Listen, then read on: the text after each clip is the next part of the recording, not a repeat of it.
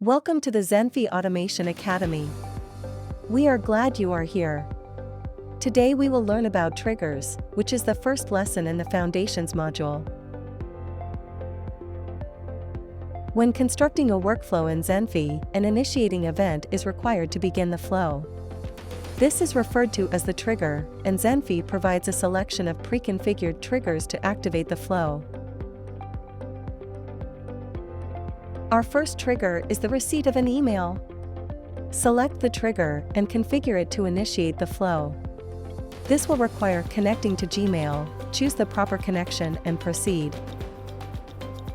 Optionally, the conditional run feature can be enabled within the trigger configuration. For example, the conditional run can be configured to filter emails that contain the word expense in the subject. Once the trigger is configured and published, the flow will only execute when an email arrives which contains the word expense in the subject. In addition, the flow will have access to all the accompanying metadata and any attachments associated with the email. Next is the submission of a Google form.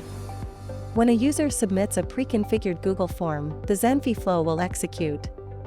For example, this trigger proves useful to generate work orders, or creating requests for proposals, or filling out medical questionnaires, and more. Zenphi can be configured to monitor a given Google Drive folder for the addition of a specific file type or name, with the trigger being invoked once the file is added to the folder. Upon submission of a type form, which is a third-party integration, a workflow can be triggered, which is similar to a Google form submission. The scheduled flow trigger can be used to configure a flow to execute at a predefined time or intervals.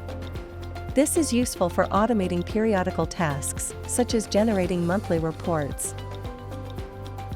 The next trigger is an on-demand trigger, which provides the ability to manually start a flow with one click of the mouse.